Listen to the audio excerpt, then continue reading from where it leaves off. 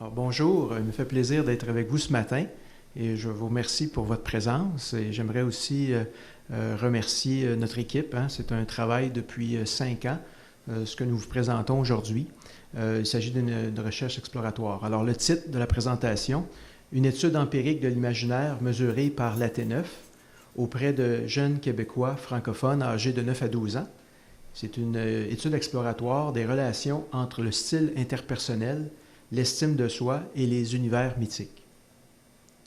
Alors, le plan de ma présentation, je vais vous parler un peu du test anthropologique à 9 éléments, mais comme il a été bien décrit par le professeur Yves Durand que nous venons d'entendre, je vais passer rondement. Je vais vous parler des objectifs de notre étude, des hypothèses de recherche, la méthodologie, les résultats, enfin les limites de l'étude et quelques commentaires pour la conclusion.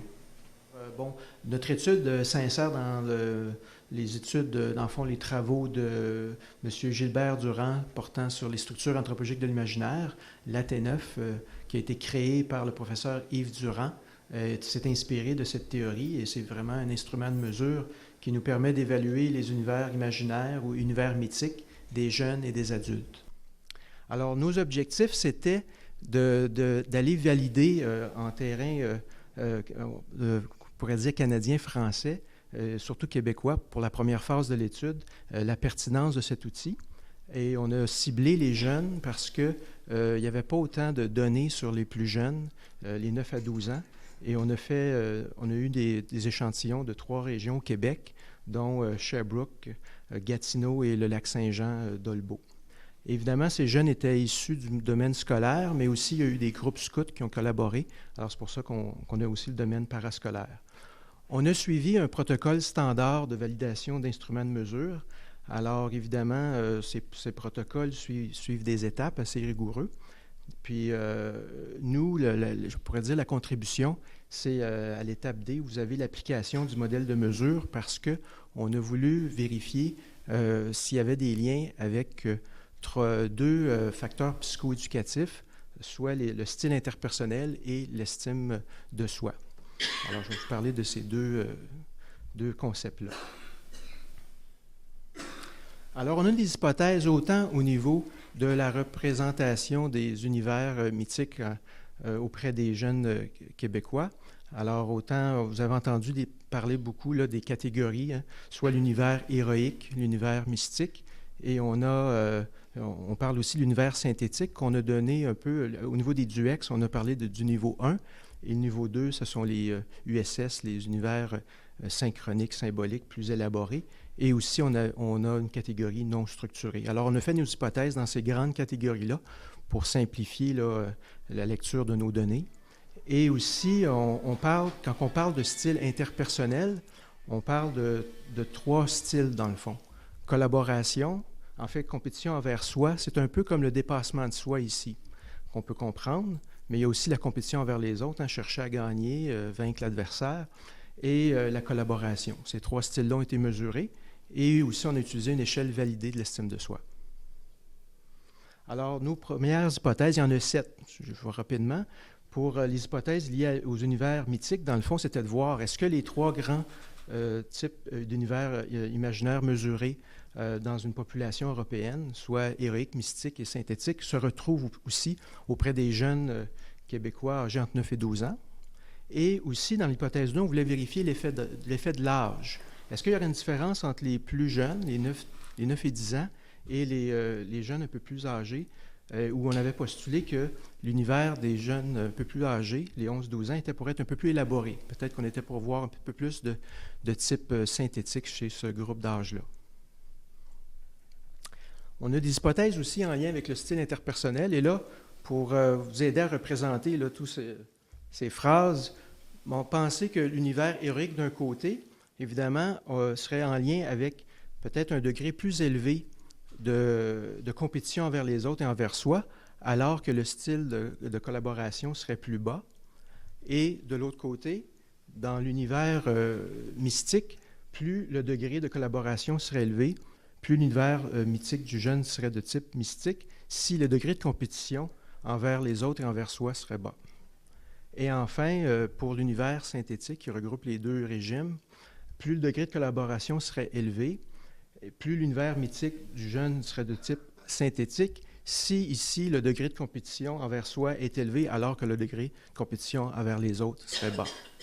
Alors, c'était un peu vraiment des hypothèses exploratoires ici. Et enfin, au niveau de l'estime de soi, là, c'était de postuler que l'estime de soi, elle serait plus favorisée avec l'univers synthétique. Alors, plus l'estime de soi du jeune est élevée, plus le contenu de son univers mythique observé serait synthétique. Et en corollaire, hein, plus l'estime de soi du jeune est basse, plus le contenu de son univers mythique serait observé, serait plus dans un univers polarisé, soit héroïque ou mystique. Je vais revenir sur ces hypothèses-là, si vous trouvez, je vais un peu vite. Alors, la méthodologie, je vous en parle brièvement. Dans le fond, je vais vous décrire notre échantillon, les mesures qu'on a utilisées, la procédure. Alors, on a eu au total, vous savez, faire des études auprès des jeunes, c'est pas facile. Hein, ça prend le consentement des parents, c'est assez laborieux. Et on a quand même réussi à avoir un échantillon pour la première phase de 110 jeunes, dont 60 filles, 50 garçons. Et là, vous voyez un tableau qui vous donne une idée un peu là, de la répartition, qui nous donnait, même s'il y a moins de garçons dans le groupe des 11-12 ans, on pouvait quand même faire des analyses statistiques significatives. Et bon, ces jeunes sont issus des 3 grandes régions. D'autres données sociodémographiques, je passe rapidement, juste pour vous donner, on a quand même mesuré différents aspects sociodémographiques pour mieux contrôler les hypothèses qu'on faisait. Est-ce qu'il y avait d'autres facteurs qui pouvaient influencer les liens qu'on proposait? Alors, évidemment, vous avez une idée de la moyenne des parents, c'est autour de 40 ans. Mais ici, juste pour vous donner, attirer votre attention sur le fait qu'au niveau de la dernière, revenu familial, on avait des jeunes en provenance de familles de revenus familial plus défavorisés, alors qu'il y en avait qui étaient plus aisés. Alors, l'instrument de mesure, on a eu une belle explication du professeur Yves Durand. Alors, je ne vais pas m'attarder à vous expliquer un peu. Peut-être juste vous montrer un cas de figure typique chez un enfant. J'aurais pu vous montrer plusieurs cas en même temps à cause du temps, c'est limité. Mais disons, voici ici un dessin d'un jeune garçon de 10 ans. Alors, je pense que vous reconnaissez ici, à cause du personnage avec l'épée, un cas typique d'univers héroïque. Alors, on demandait d'abord à l'enfant de dessiner un dessin et ensuite de nous raconter, d'expliquer son dessin, un peu son récit. Alors, je vais vous lire ici. Alors, il nous raconte que c'est un garçon qui se bat pour son eau. Il y a 2 monstres qui le battent. Les 2 monstres viennent de Saturne. Alors, Saturne étant la planète en haut. Et son refuge est une maison bleue. Et il gagne, le monstre meurt. Alors, vraiment un cas typique d'univers héroïque ici. Alors, je ne sais pas si j'ai le temps de vous expliquer un peu les différents archétypes. Yves Durand, dans sa présentation, il en a parlé un petit peu. Alors, disons, il y a 9, c'est l'AT9. Alors, il y a 9 éléments, et dont il y en a qui suscitent vraiment le problème fondamental de l'angoisse, la chute, le monstre dévorant. Il y a l'épée qui est plus représentatif de l'univers héroïque. Le refuge, plus pour l'univers mystique, et enfin quelque chose de cyclique. Yves Durand nous en a parlé, ça a été quand même un défi pour eux d'élaborer cet élément-là, mais qui est très utile aujourd'hui, et des archétypes qu'on appelle compléments, qui nous permet de voir comment s'agence le dessin. Alors, nos 2 autres mesures, dans le fond, ce qu'il s'agissait, c'était des questionnaires. C'est pour ça qu'on ne pouvait pas aller plus jeune que 9 ans, parce qu'il fallait quand même que l'enfant puisse lire et comprendre le questionnaire. On les aidait s'ils avaient de la difficulté, mais la plupart le faisaient de manière autonome. Alors, au niveau des échelles avec des items, au niveau de la compétition vers les autres, la compétition vers soi et la collaboration, et aussi une échelle validée de l'estime de soi. Alors, notre méthodologie ici, c'est un protocole standard de recherche empirique. Ça prenait vraiment l'assentiment des comités d'éthique, le recrutement des participants, faire signer le consentement éclairé des adultes et des enfants aussi. Alors, ce protocole a été respecté. Et comme je vous disais, on a eu l'aide du professeur Yves Durand pour des cas difficiles de dessin, à peu près 11 dessins en tout, en 2 envois qu'on lui a fait envoyer, puis il était très fidèle à nous donner sa version. Ça nous aidait beaucoup dans l'apprentissage de l'interprétation. Alors, je vais vraiment ici passer rondement. Je ne vous donne pas les détails d'analyse statistique. Si vous avez des questions, vous êtes bienvenus à la période des questions. Alors, les résultats. Je vous les présente en 2 grandes parties. Dans le fond, les résultats liés aux hypothèses de recherche que vous venez de voir et aussi quelques mots sur des variables sociodémographiques. Alors, voici notre première hypothèse, hein, je vous la rappelle, parce qu'on cherchait à vérifier est-ce que les 3 grands univers mythiques se retrouvent chez les jeunes Québécois. Alors ici, on a des normes européennes, à peu près de 10 000 dessins. Hein, on en a fait des dessins depuis le début de la T9. Et âgés ici à peu près de 15 à 80 ans. Alors c'est sûr que c'est des normes d'une population un peu plus âgée. En même temps, si vous voyez la répartition, il y a à peu près à 40 des cas héroïques, synthétiques 20 et mystiques 30 Il y a à peu près toujours près de 10 d'inclassables. C'est ça qu'on a pu recenser dans les normes qu'on a pu trouver. Alors, si vous voyez avec nous, nos données, c'est le tableau d'en bas, le tableau bleu. Alors ici, dans le fond, il y a 2 univers qui sont sensiblement les mêmes proportions. Hein, héroïque autour de 40 40,6 et les inclassables à 9,3. Ce qui est intéressant, c'est, dans le fond, chez les jeunes de notre échantillon, il y a moins d'univers mystiques, hein, 12 par rapport à 30 et il y a quand même un nombre intéressant de duex à 30 et ça, pour nous, c'était quand même une intéressante découverte. Ce ne sont pas des univers synthétiques élaborés comme les USS en même temps.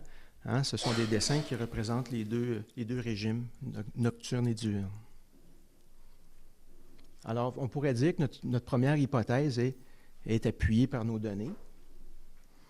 Notre deuxième hypothèse, est-ce qu'il y a l'effet de l'âge? Est-ce que, dans le fond, les plus âgés présentent des AT9 avec des univers mythiques plus élaborés? Et là, à cette réponse, on a des tableaux. Ici, je vous montre, dans le fond, en nombre absolu, répertoriés, les différents univers mythiques qu'on a trouvés. Mais je vous amène au tableau des pourcentages parce que on n'avait pas le même nombre de jeunes dans les 2 groupes d'âge. Alors, les proportions en pourcentage nous permettent de mieux voir ce qui se passe. Bon, statistiquement, ce n'est pas significatif. Par ailleurs, on peut parler de tendances qui vont dans le sens de nos hypothèses. Et ça, pour nous, c'est intéressant. Si vous voyez l'avant-dernière colonne à droite, les USS, hein, ce sont les synthétiques les plus élaborés. Puis on voit que la colonne noire est plus élevée. Hein, c'est le groupe, dans le fond, les jeunes les plus âgés. Et c'est une tendance intéressante. Si on avait un échantillon plus grand, peut-être que cette tendance-là serait encore plus marquée. Et là, on aurait quelque chose de vraiment statistiquement significatif. Et pour nous, ça serait fort intéressant d'avoir un résultat comme ça pour démontrer que, dans le fond, il y a un effet de l'âge dans l'imaginaire, hein, comment c'est exprimé. Alors, ça serait intéressant à poursuivre à ce niveau-là. Évidemment, chez les plus jeunes, on observe aussi, en nombre absolu, comme je vous disais, au niveau de l'effet de l'âge, ça avait été mentionné qu'il y a moins de mystiques chez les plus jeunes. Ils sont souvent, hein, à l'école, il y a l'idée du dépassement de soi, du combat, hein, pour s'adapter au système scolaire. Alors, ça serait intéressant. On retrouve souvent les mystiques chez les personnes un peu plus âgées. Les hypothèses au niveau des styles interpersonnels, là, je ne vous les répète pas, je viens de vous les présenter. Elles ne sont pas appuyées comme telles. Peut-être petit commentaire, je dirais, peut-être pas par hasard que l'hypothèse 5, ça me faisait penser à nos 5 membres de l'équipe. Hein. On aime bien dire qu'on est dans le synthétique, alors on collabore et on se dépasse. Mais bon, disons qu'au niveau des résultats, ici, qu'est-ce qui est intéressant, c'est parce qu'on a eu des cas de figure d'univers déstructurés. Alors là, vous voyez ici une différence intéressante. Il y a vraiment, chez il y avait un bon nombre de duex, comme que je viens de vous présenter. Alors ici, les participants ayant des univers synthétiques duex ont un niveau de compétition envers soi plus élevé que ceux qui ont, qui ont des univers déstructurés. Alors ça devient un résultat intéressant à discuter, hein.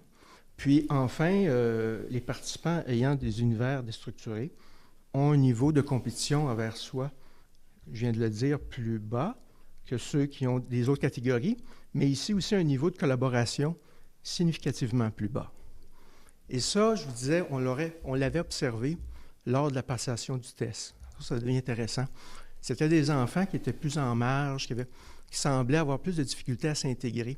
On faisait passer le test des fois à 2 jeunes à la fois, ou des fois il y avait un groupe, peut-être une vingtaine.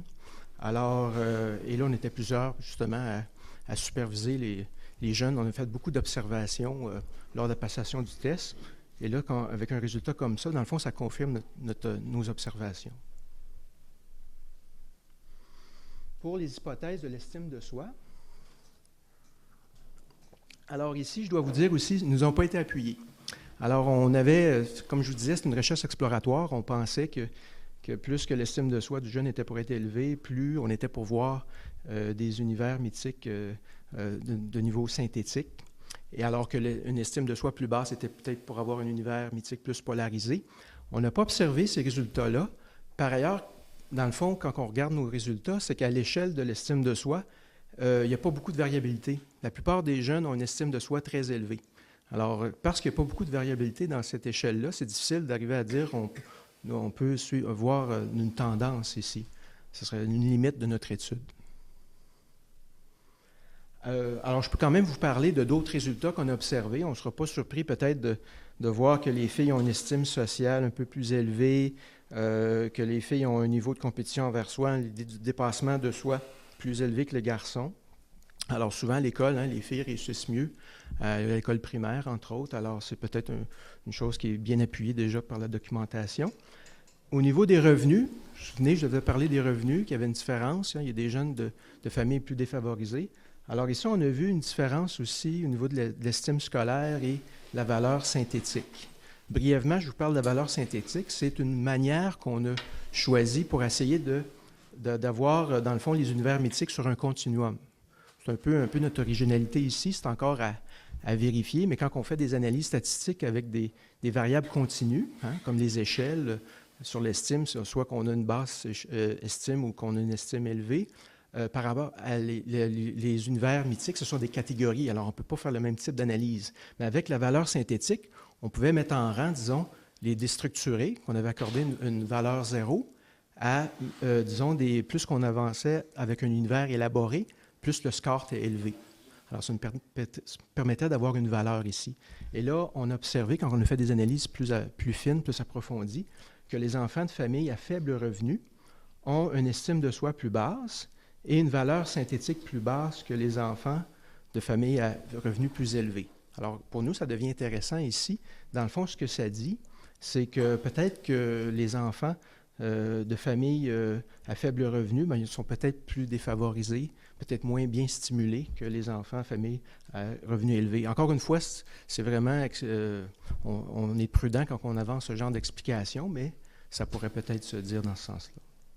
Alors ici, au niveau du genre, je viens de vous parler qu'il y aurait peut-être un effet de l'âge en lien avec la répartition des univers mythiques, mais on sait déjà qu'il n'y a pas vraiment d'effet de genre. C'est-à-dire qu'il y a autant d'héroïques chez les garçons, chez les filles.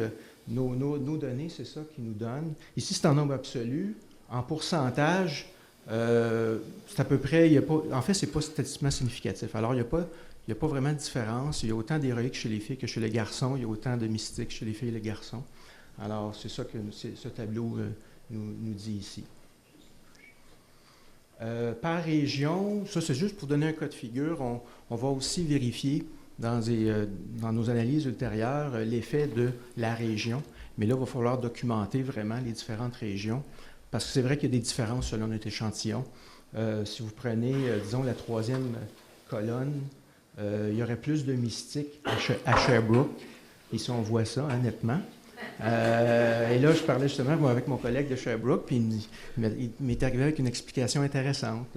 Sherbrooke a toujours eu, depuis son histoire, un esprit des coopératives et tout ça. Alors, ça serait intéressant de voir si on peut vraiment dire, bien, ça se reflète dans l'imaginaire des jeunes. L'avant-dernière colonne, les USS. Alors, à Gatineau, un petit peu plus d'USS. Bien là, il faudrait voir qu'est-ce qui se passe. Et là, l'autre explication de mon collègue, bien, il y a quand même la cohabitation des deux cultures. Hein, dans la grande capitale, l'anglais, français se cohabitent, puis les enfants de jeune âge. Alors peut-être, ça pourrait être un facteur intéressant. Il y a peut-être aussi le niveau socio-économique des familles. Alors il y a plein de choses ici encore à considérer. Et évidemment, si on a plus de jeunes, plus de participants, ça va être encore plus facile d'arriver à des conclusions comme ça. Alors, bon, j'ai déjà dit les limites de mon étude, de notre étude, hein, c'est pas mon étude, c'est bien notre étude, c'est le nombre restreint des participants. Même si on avait, je dirais, un nombre acceptable pour faire des analyses, il reste encore qu'il faut continuer nos collectes. Et finalement aussi les hypothèses sur l'estime de soi, comme ça manquait de variabilité dans nos données, il faudrait voir là, comment on pourrait vérifier cet aspect-là. Les retombées. Alors ici, évidemment, pour avoir des retombées au niveau de l'éducation, plus qu'on comprend le développement de l'imaginaire chez l'enfant, plus qu'on pourrait arriver avec des approches pédagogiques adaptées pour eux, au lieu de prétendre qu'ils réfléchissent un peu comme nous. Alors ça, c'est une chose encore à poursuivre. Puis il n'y a pas beaucoup qui s'est dit en psychologie sur le développement de l'imagination. Alors il y a encore beaucoup de choses à faire à ce niveau-là. En counseling aussi, en relation d'aide. Alors pour nous, présentement, qu'est-ce qui nous intéresse beaucoup, c'est de poursuivre l'idée de l'effet de l'âge. Alors on aimerait poursuivre des études à la phase 2 de nos recherches auprès des adolescents, parce que là, on a quand même comparé. On va aussi reconsidérer une autre échantillon avec les 9 à 12 ans, mais aussi si on pourrait avoir des dessins provenant des adolescents, ça serait fort intéressant de regarder l'effet de l'âge. Et je vais laisser mes collègues vous parler des études qu'on fait aussi auprès des adultes, où là, on vérifie aussi d'autres dimensions avec la T9. Alors, ça termine ma présentation. Je ne sais pas si vous avez des questions ou des commentaires. Je pense qu'il y a une partie très difficile de votre démarche qui consiste dans les inférences sociales, comme vous avez essayé de faire brièvement, en mentionnant peut-être l'influence de l'esprit coopératif ou de la tradition coopérative à Chapeau, dans les Cantons de l'Est.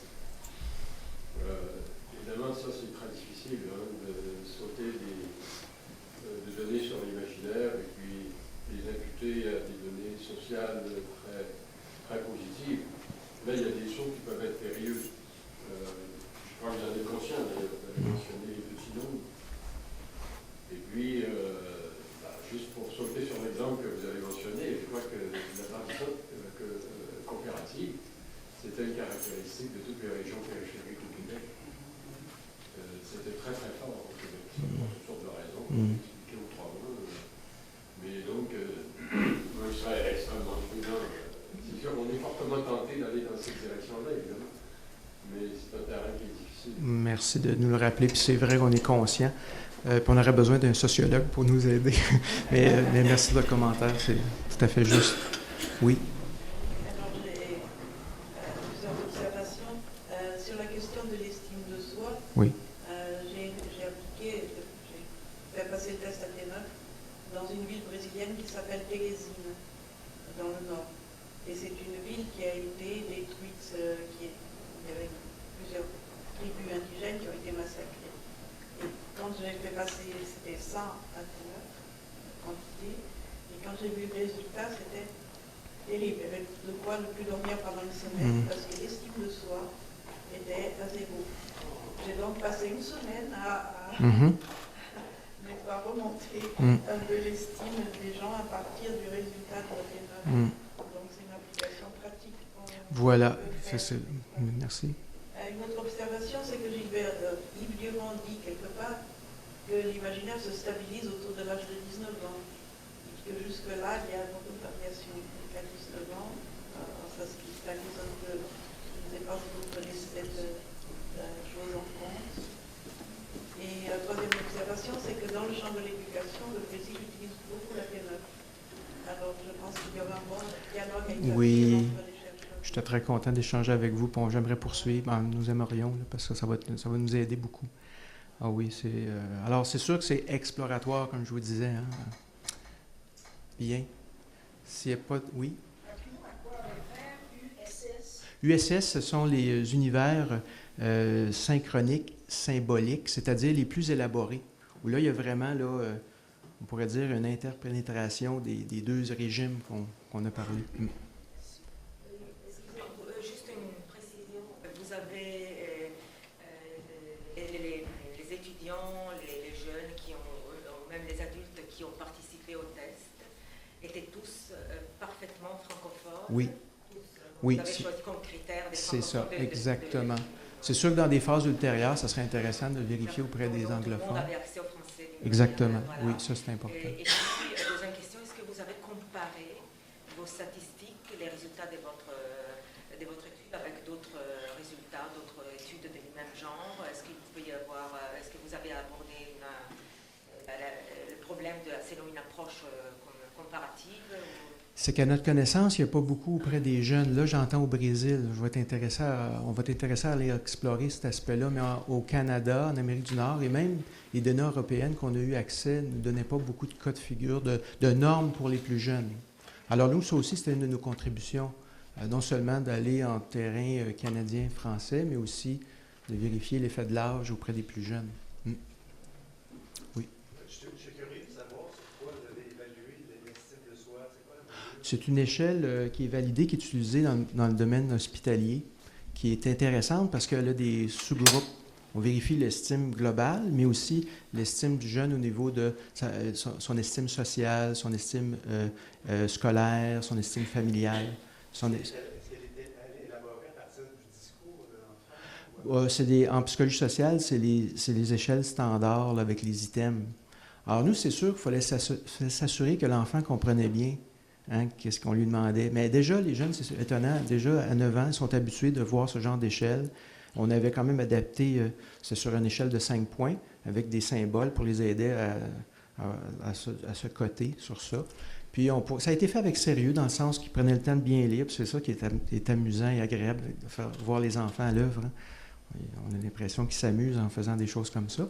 Mais on a peut-être un autre commentaire, c'est l'idée, le contexte de dessiner est assez ludique. Et là, est-ce que ça a un effet sur, quand on leur demande de répondre à une échelle sur l'estime, parce que c'était la dernière mesure qui répondait. Alors peut-être que ça, on aurait un effet à vérifier à ce niveau-là.